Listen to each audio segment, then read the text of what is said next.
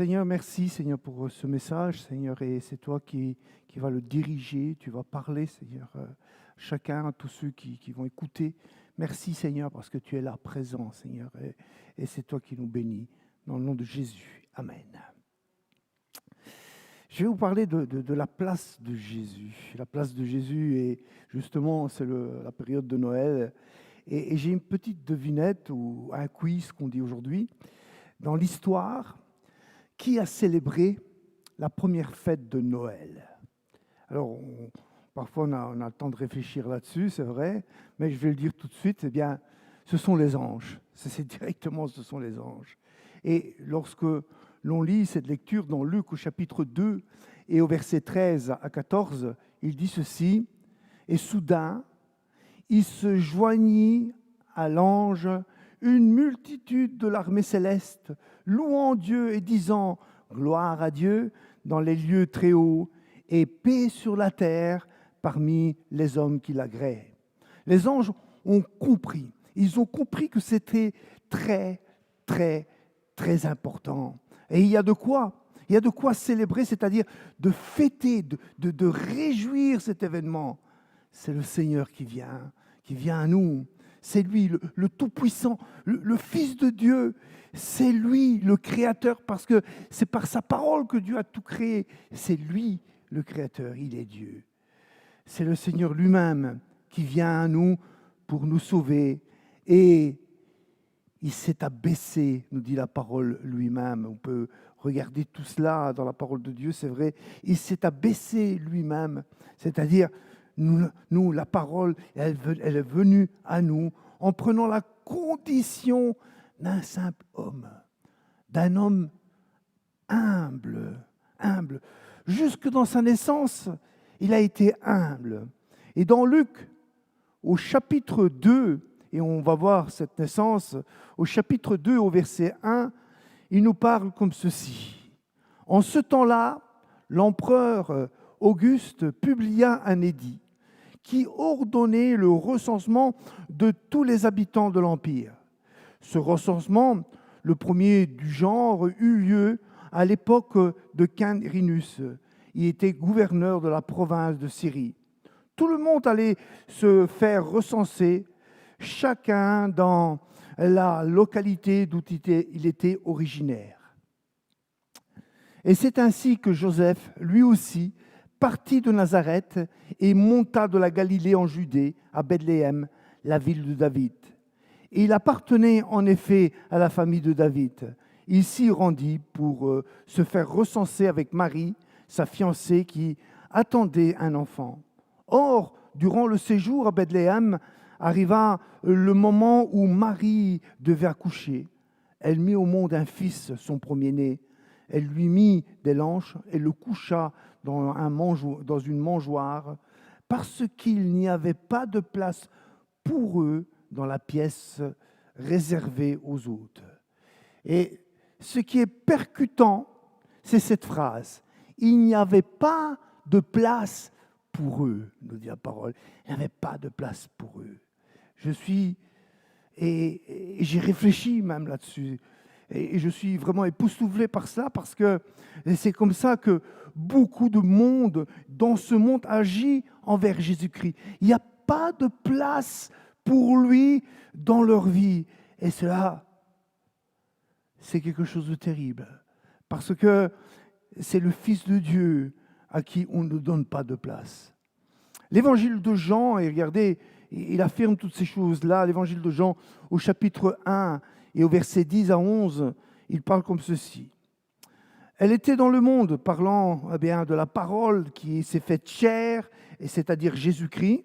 Elle était dans le monde, et le monde a été fait par elle, et le monde ne l'a point connue. Elle est venue chez les siens, et les siens ne l'ont point reçue. Pourtant, connaître Jésus-Christ et le recevoir même de la bonne manière, c'est le plus grand trésor que l'on puisse saisir dans toute l'existence. C'est vraiment ce trésor. Et l'évangile de Jean nous en parle. Pourquoi c'est un trésor? Chapitre 1, évangile de Jean, chapitre 1, verset 12 à 13, il dit Mais à tous ceux qui l'ont reçu, à ceux qui croient en son nom, elle a donné le pouvoir de devenir enfants de Dieu, lesquels sont nés non du sang, ni de la volonté de la chair, ni de la volonté de l'homme, mais de Dieu. Tu deviens un enfant de Dieu. Quel immense trésor on saisit lorsque on reçoit de la bonne manière Jésus-Christ. Et c'est vraiment important. Alors, comment et pourquoi recevoir le Fils de Dieu et le recevoir, j'insiste là-dessus, de la bonne manière? Premièrement, Jésus-Christ, c'est la valeur absolue. C'est la valeur absolue de la vie. Et il ne donne pas la vie. Il est la vie lui-même. Et c'est ça que beaucoup de gens ne comprennent pas. C'est que Jésus-Christ est la vie. Il dit lui-même, je suis le chemin, la vérité et la vie. Et je reprends encore cette pensée dans la première épître de Jean, au chapitre 5, et au verset 11, il parle comme ceci. Et voici le témoignage, c'est que Dieu nous a donné la vie éternelle et que cette vie est dans son Fils. Celui qui a le Fils a la vie, celui qui n'a pas le Fils de Dieu n'a pas la vie. Et c'est clair, et c'est très clair ça. Et qu'y a-t-il de plus important que la vie? Qu'y a-t-il de plus important que l'existence? Sinon, c'est le néant, tu n'es plus rien, tu n'existes pas. Et c'est la vie lui-même, Jésus-Christ. Et Jésus fait cette réflexion d'ailleurs, parce qu'il y a beaucoup de choix, c'est un choix de choisir Jésus, de recevoir Jésus. Il dit, à quoi ça sert de gagner le monde, dit Jésus, si tu perds ton âme? Combien c'est important. Et beaucoup de personnes se trompent dans le combat de leur existence, parce qu'ils se battent pour de mauvaises valeurs. Ils se battent pour de mauvaises valeurs. Et nous avons tous, c'est vrai, des occupations, nous avons tous des préoccupations, et ce sont des choses normales de la vie. C'est vrai. Et la majorité des gens, c'est légitime, aimeraient réussir leur vie. Certains sont déçus à ce niveau-là, c'est vrai, mais toutefois c'est en eux. C'est en eux. Ils sont déçus, ils ne font plus rien, mais c'est en eux, ce désir-là est en eux. Mais la plus grande partie des gens veulent réussir. Au niveau matériel, beaucoup de gens veulent devenir riches. Il y en a beaucoup qui cherchent la richesse, c'est vrai.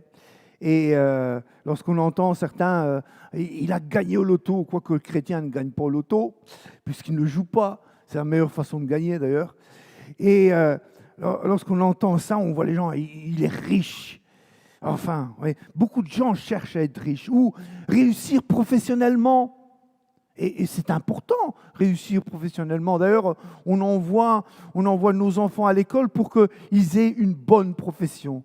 Ou réussir au niveau social, sportif, réussir au niveau sentimental aussi.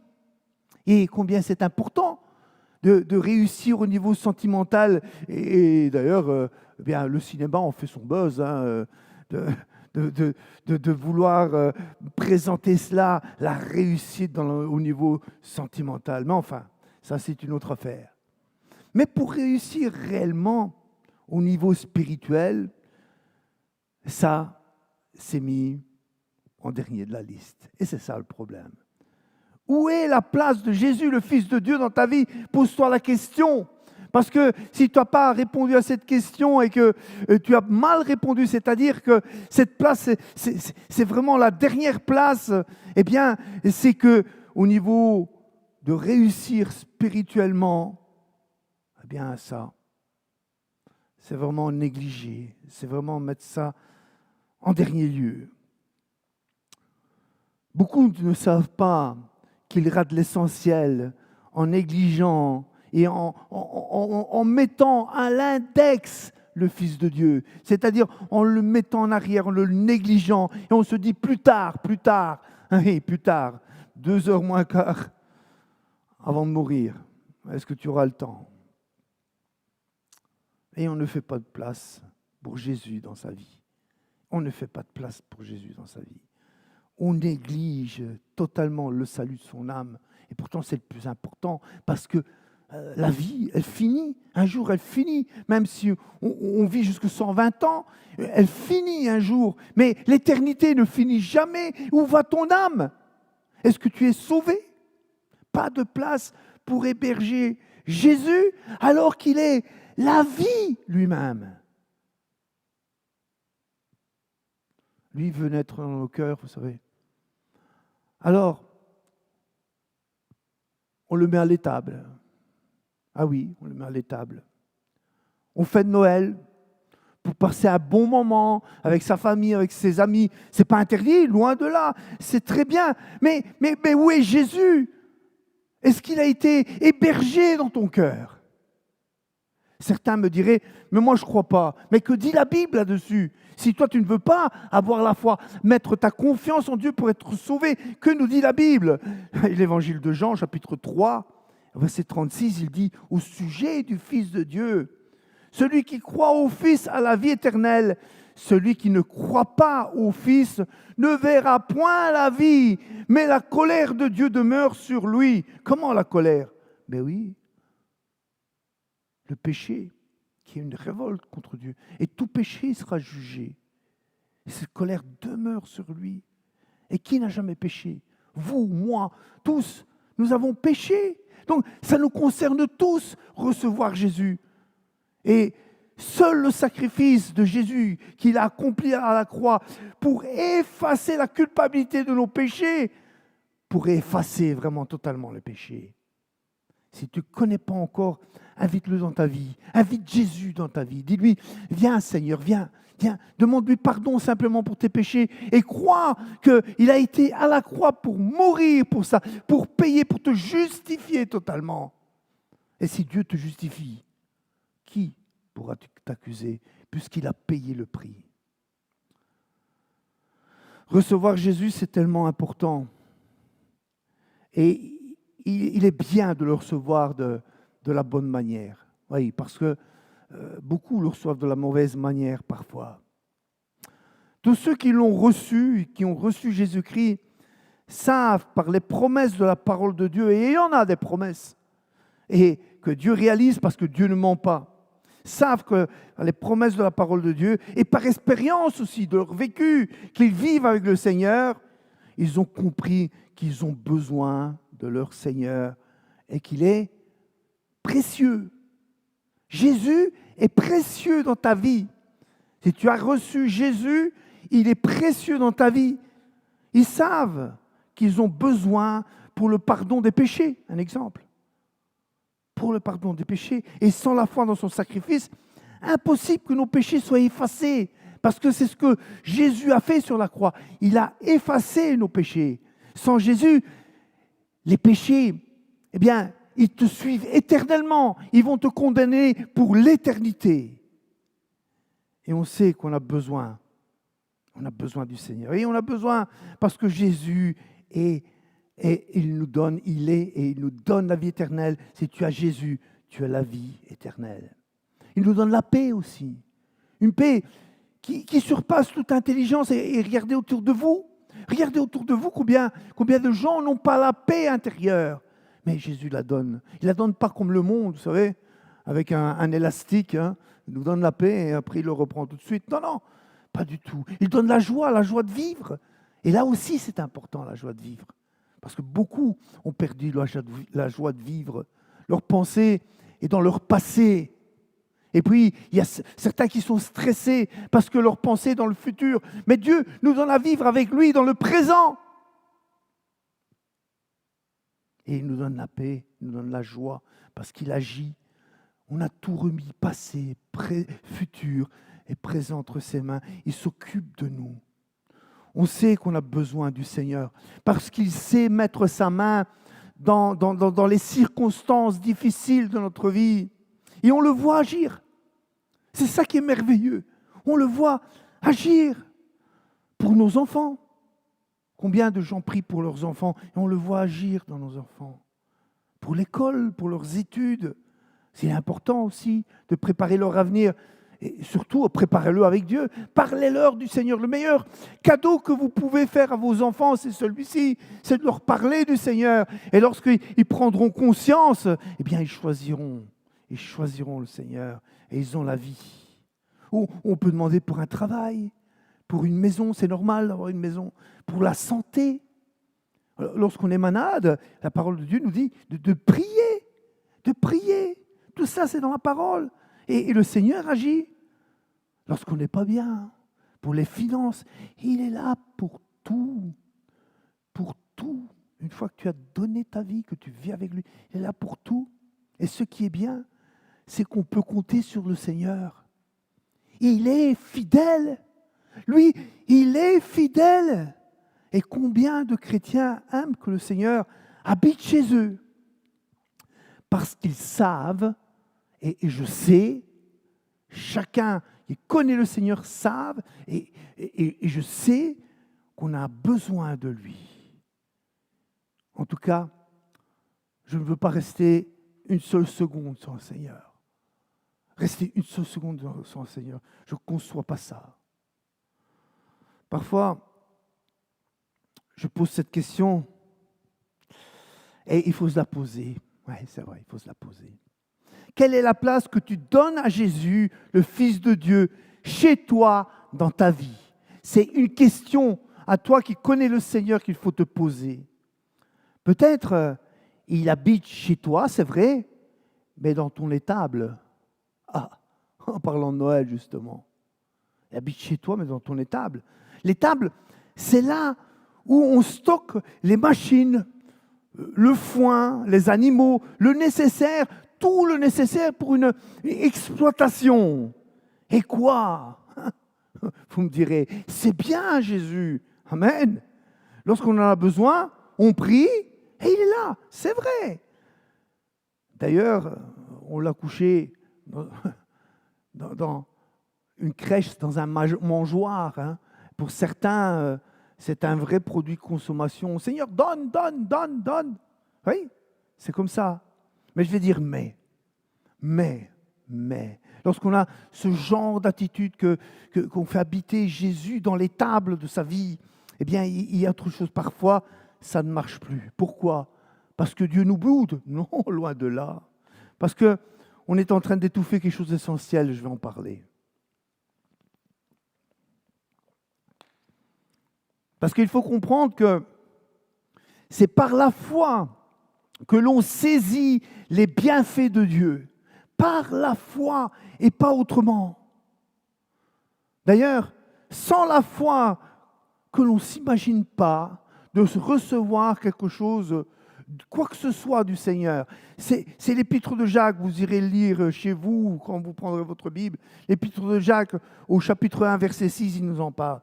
Donc, sans la foi, que l'on ne s'imagine pas recevoir quoi que ce soit du Seigneur. C'est comme ça. Et on a beau avoir des pleurs, faire l'hystérique ou bouder, parce qu'il y a beaucoup de chrétiens qui parfois boudent le Seigneur et ils croient recevoir parce que tu boudes le Seigneur et tu commences à lui faire des reproches. Non, non, ce que le Seigneur veut de toi, c'est de la foi.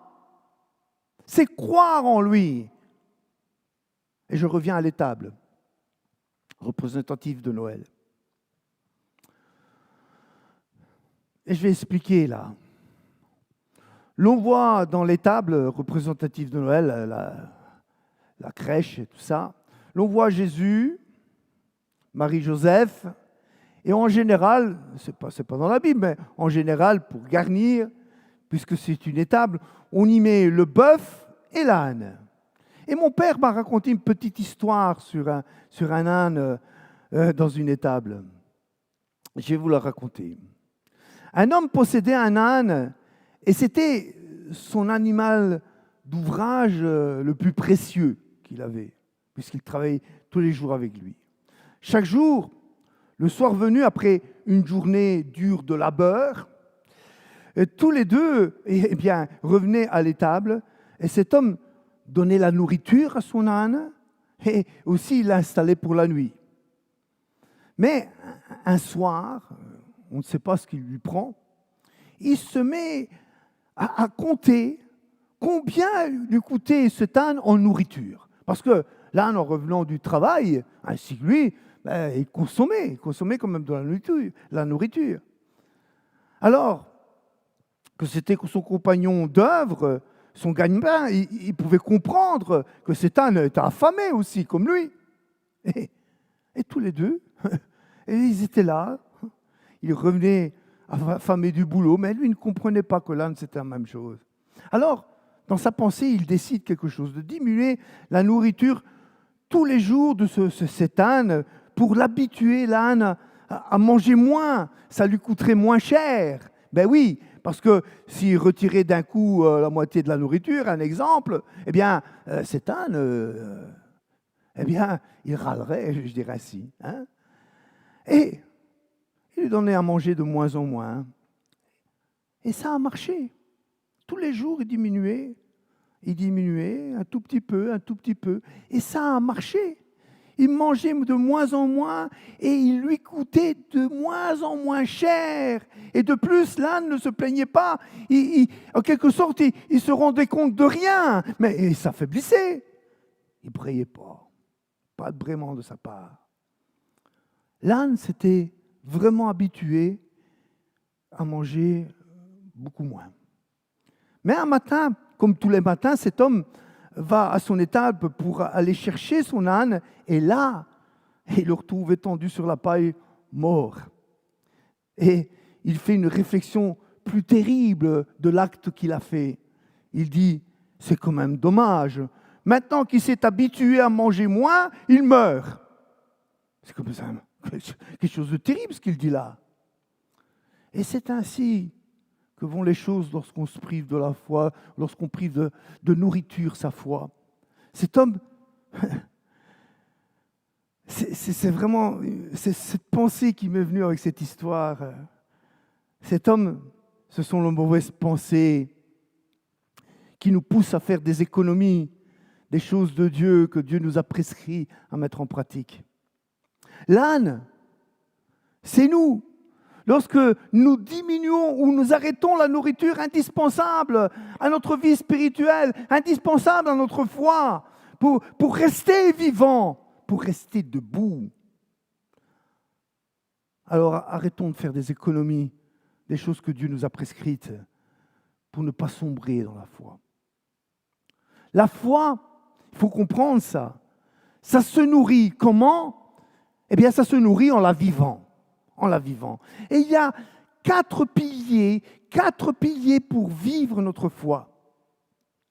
Dans Actes, chapitre 2, verset 42, et nous allons décortiquer ce verset qui est vraiment important, parce qu'il y a 4 piliers là qui sont devant nous, et dès le départ dans la parole de Dieu, on voit l'Église qui le met en pratique, comme quoi le Saint-Esprit, il a conduit ces choses. Hein. Donc, Acte 2, 42. Il dit, il persévérait dans l'enseignement des apôtres. Il persévérait dans l'enseignement des apôtres. Et l'enseignement des apôtres se trouve dans la parole de Dieu. Prenez les épîtres, vous allez voir, tout y est écrit. Et l'enseignement, on l'enseigne dans l'église aussi. Beaucoup négligent aussi lorsqu'on vient à l'église, ils préfèrent Internet, mais Internet, il y a de tout, il y a du bon, mais il y a aussi du très mauvais. Alors, prenons garde. Notre place, ce n'est pas une place virtuelle dans le corps de Christ. Sinon, lorsqu'on ira dans le ciel, lorsqu'on ira avec le Seigneur, ce n'est pas virtuellement que le Seigneur nous appelle. Qu'est-ce qu'il va dire, Jésus? Viens, rentre dans cette pièce-là, tu regarderas par la télévision, par ton GSM, comment est-ce que c'est le royaume de Dieu. Il y a un problème. Il faut bien comprendre que ta place est dans le corps de Christ et l'enseignement, c'est là qu'on va le chercher. Amen. Dans les ministères que le Seigneur a donnés. Et puis il dit, il persévérait dans la communion fraternelle. Et la communion fraternelle ne doit surtout pas être négligée. Parce que lorsque nous sommes ensemble, nous sommes le corps de Christ. Et tu fais partie du corps de Christ. C'est combien il est bon d'avoir ces échanges entre nous, d'avoir vraiment cette communion, de se soutenir les uns les autres, d'être dans la foi les uns les autres, de louer, de prier le Seigneur les uns les autres, et bien des choses. Et puis, nous voyons que Et il persévérait aussi dans la fraction du pain, c'est-à-dire la Sainte Seine. La Sainte Seine, ce n'est pas une habitude, ça ne doit pas être une habitude, loin de là. Ce n'est pas un rite, loin de là. Jésus dit, faites ceci en mémoire de moi. Il faut qu'on se souvienne toujours comment et ce que Jésus a fait pour nous sauver. Et ça va maintenir notre foi. Et tout en le remerciant, tout en le louant, tout en l'adorant. C'est vraiment le centre de notre culte. C'est prendre la Sainte Seine, le pain et le vin qui nous rappelle son sang, qui nous purifie. Et nous croyons dans ce sacrifice.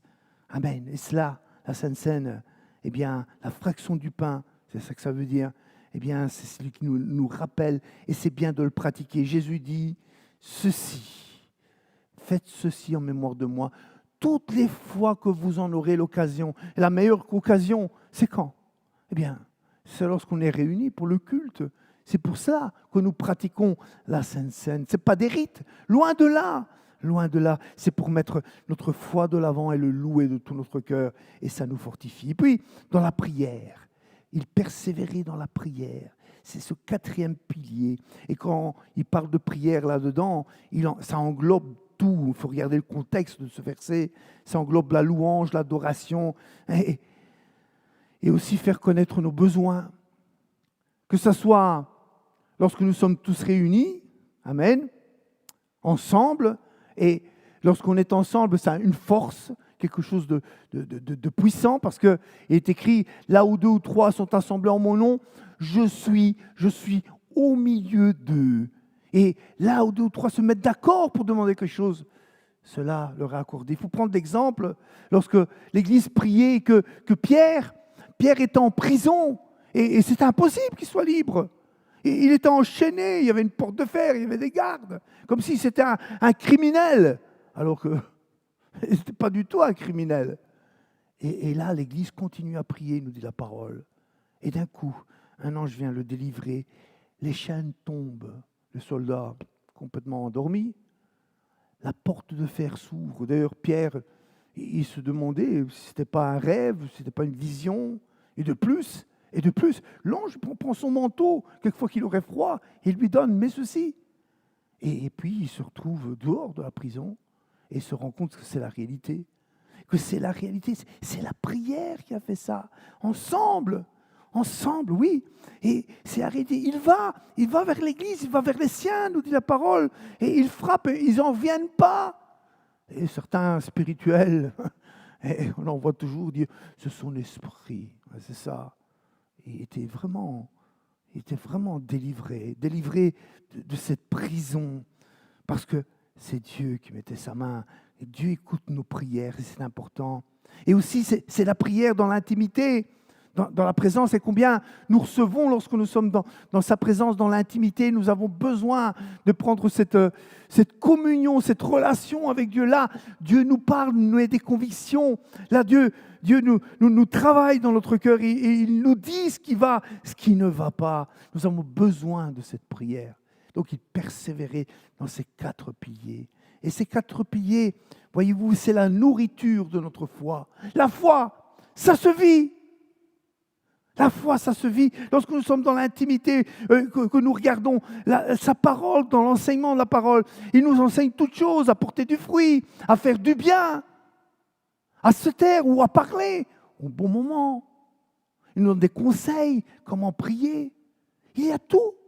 Tout est là. Ces 4 piliers, c'est la nourriture de notre foi. Alors, si tu ne la vis pas, parce que Jésus dans ta vie vit dans une étable,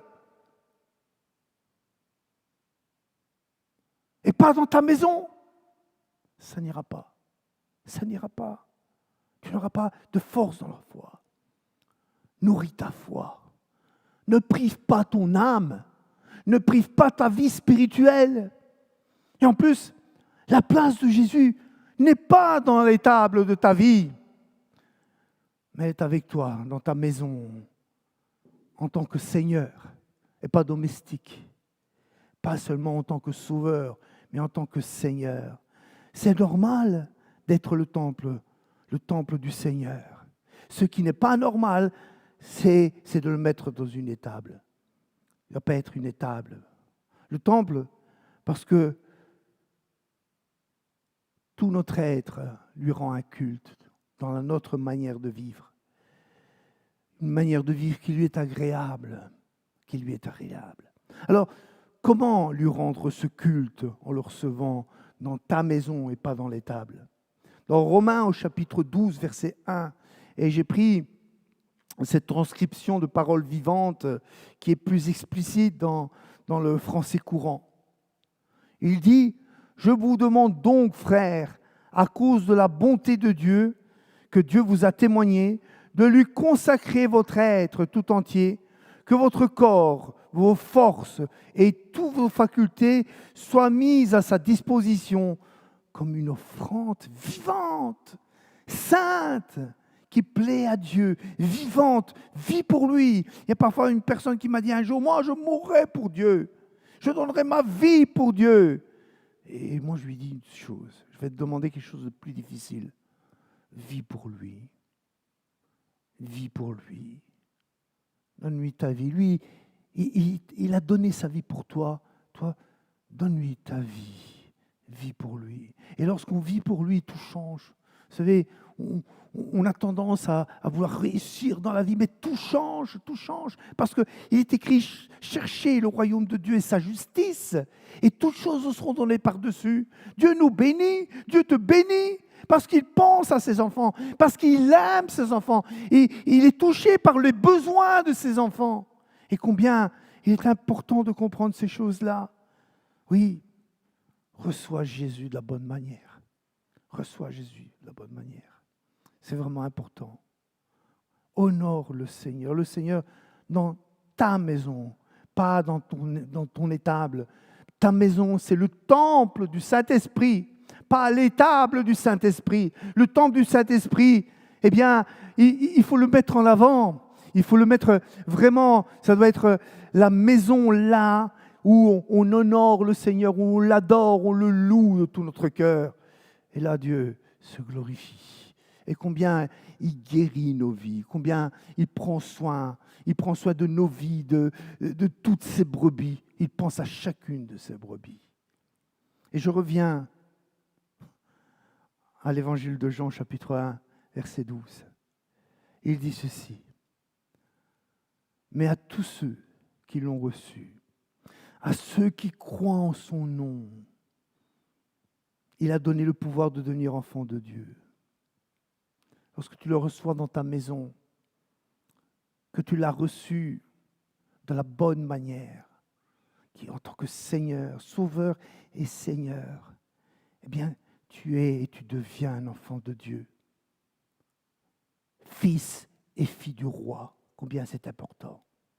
Et il dit comment? Lesquels ne sont nés ni du sang. C'est pas parce que ton papa ou ta maman est chrétienne que toi tu es chrétien automatiquement. Non, non, il faut que tu naisses de nouveau. Ni de la volonté de la chair. C'est pas parce que quelqu'un l'a décidé que tu es chrétien, que tu es enfant de Dieu, ni de la volonté des hommes, c'est-à-dire par tes efforts. Mais tu nais de Dieu. Tu nais de Dieu. Alors, je vais dire quelque chose de très spécifique. Un joyeux Noël. Non pas dans une étable, mais dans son temple. Que Dieu prenne vraiment sa place. Que Jésus ait vraiment sa place. Qu'il soit honoré, qu'il soit mis de l'avant, qu'on lui rende un culte. Et là, nous verrons vraiment la main du Seigneur nous faire grandir, nous tirer vers le haut et nous donner à marcher pour que nous puissions le être à sa gloire et notre vie est transformée. Et dès que tu crieras vers le Seigneur, il t'entendra parce que ta foi, elle est nourrie. Que le Seigneur vous bénisse.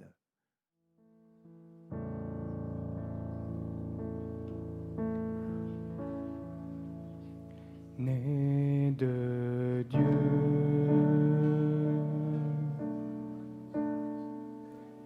la lumière,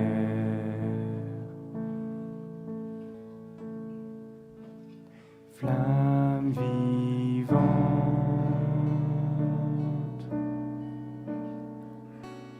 rayonnant,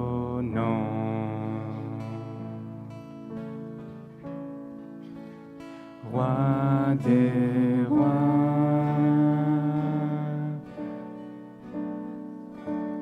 agneau saint,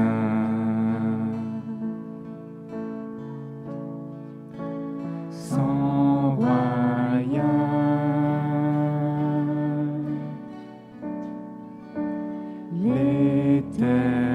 l'Éternel.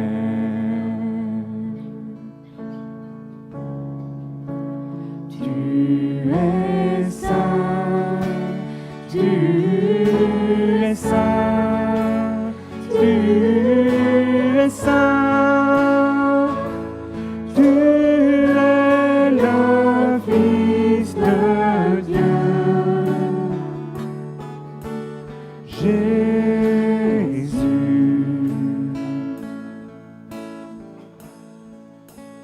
Dieu de vie, Père de foi,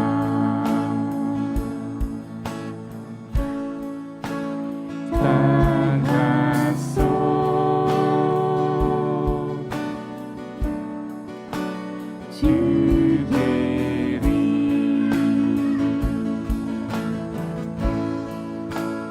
Roi vivant,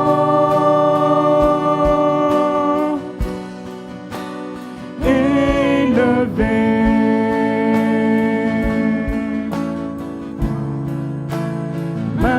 majesté,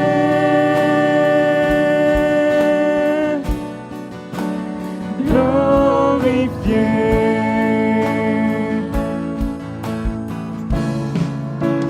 Tu es saint, tu es saint, tu es saint, tu es le Fils de Dieu, très saint, tu es saint, tu es saint. Voici l'agneau de Dieu, Jésus.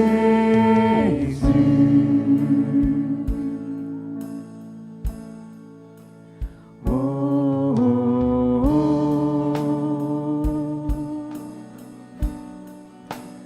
oh, oh,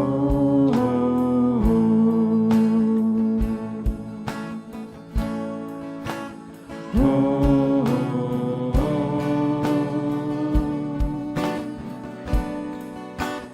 oh, oh,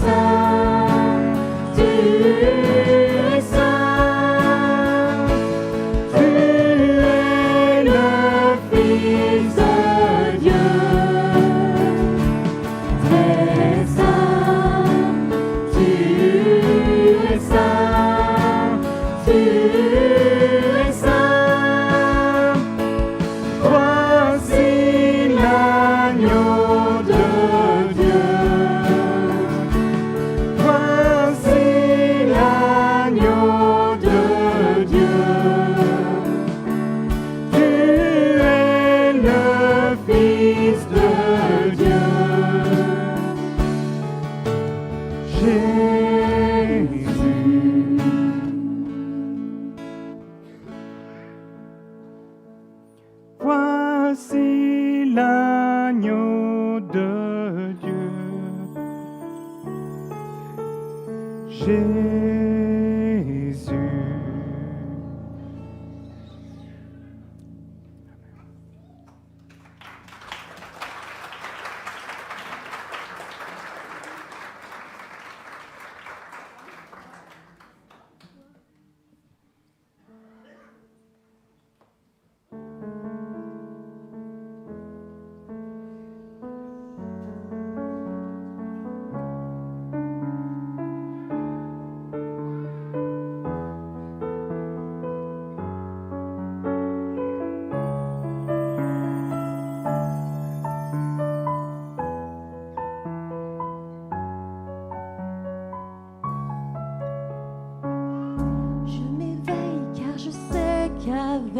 toi. Tous mes rêves ont un sens, je veux vivre ma vie pour toi. J'ai pris ma décision. Tu me relèves, tu me montres tes merveilles. À jamais j'aime ton amour, car tu m'as libéré. Oh Dieu, aucun moment n'est perdu. Vois le soleil percer les ténèbres, noir et blanc, maintenant se change en couleur. Mon sauveur, oui tu fais toutes choses nouvelles. Maintenant je vis.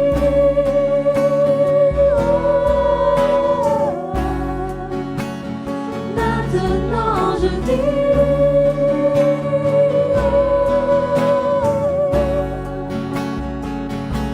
emmène-moi plus loin qu'auparavant. En ton amour je prends mon essor. Ta liberté est une porte ouverte. Tu es tout pour moi et plus encore. Tu guides mes pas, tu es là près de moi. Ton amour m'a guéri, il n'y a rien comme vivre avec toi. Cette vie que tu m'offres, je choisis. Vois le soleil percer les ténèbres, noir et blanc, maintenant se change en couleur. Mon sauveur, oui tu fais toutes choses nouvelles. Maintenant je vis.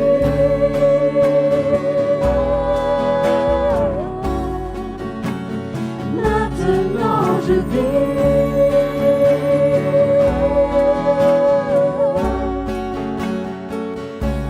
Emmène-moi plus loin qu'auparavant. En ton amour je prends mon essor. Ta liberté est une porte ouverte. Tu es tout pour moi et plus encore. Emmène-moi plus loin qu'auparavant. En ton amour je prends mon essor. Ta liberté est une porte ouverte. Tu es tout pour moi et plus encore.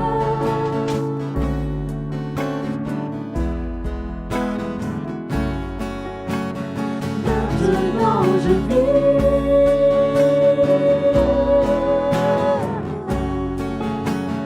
Maintenant je vis.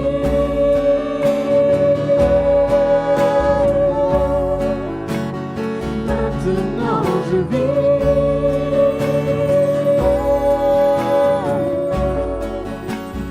Maintenant je vis.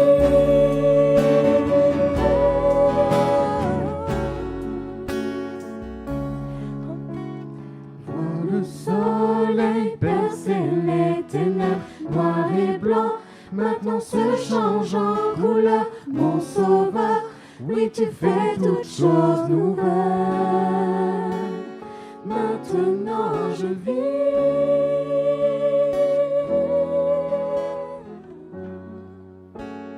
Maintenant je vis.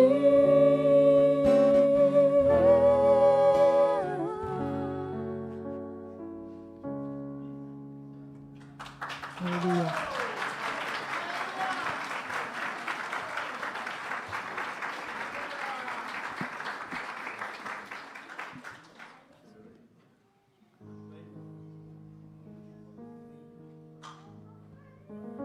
Car un enfant nous est né, un fils nous est donné,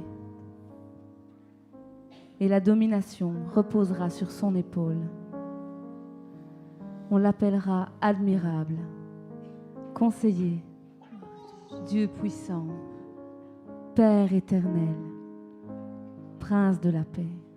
C'est pourquoi le Seigneur lui-même vous donnera un signe. Voici, la jeune fille deviendra enceinte. Elle enfantera un fils et elle lui donnera le nom d'Emmanuel. Ne crains pas, tu enfanteras un fils et tu lui donneras le nom de Jésus. Il sera grand et sera appelé fils du Très-Haut. Et le Seigneur Dieu lui donnera le trône de David, son père. Il régnera sur la maison de Jacob éternellement, et son règne n'aura pas de fin. Amen.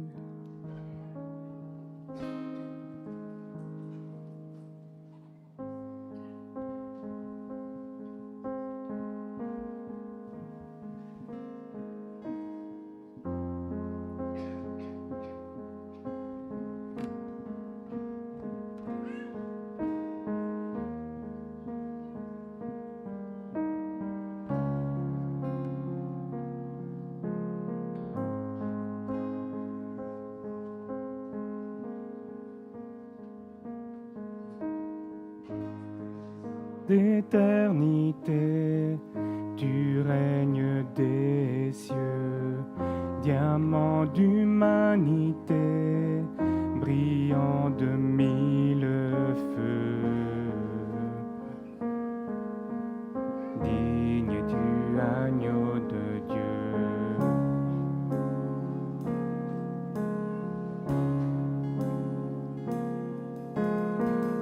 Majesté infinie, beauté sans égale, ton éclat resplendit comme 1 million d'étoiles.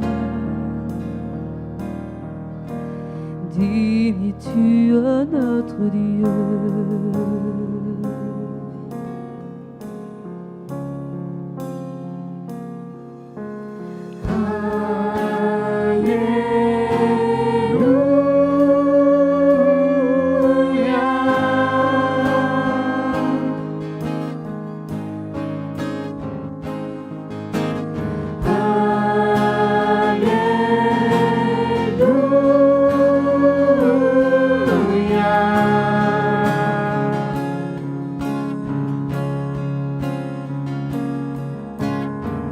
Tous les anges éblouis, milliers et myriades, prosternés devant lui, d'un même chant proclament: digne es-tu, agneau de Dieu.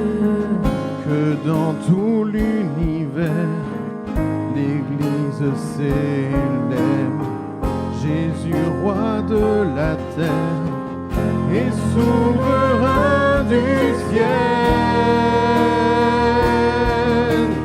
Digne es-tu, agneau de Dieu.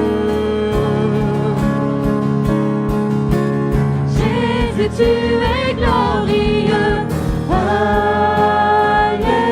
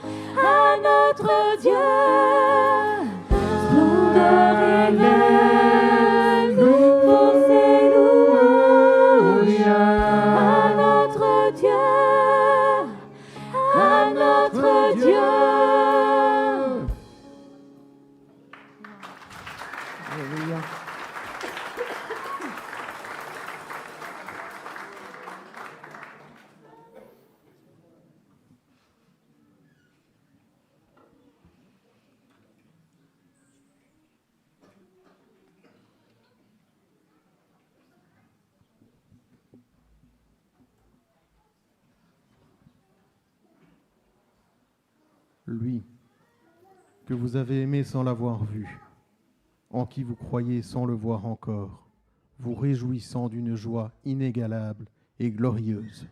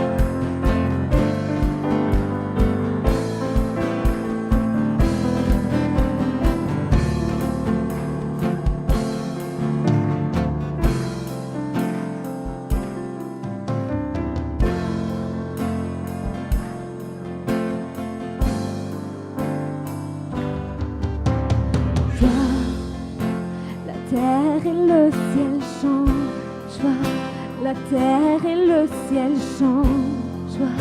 La terre et le ciel chantent, oh, joie. La terre et le ciel chantent, la terre et le ciel chantent, la terre et le ciel chantent. Il règne sur le monde et fait connaître au peuple la gloire de sa justice, les merveilles de son amour.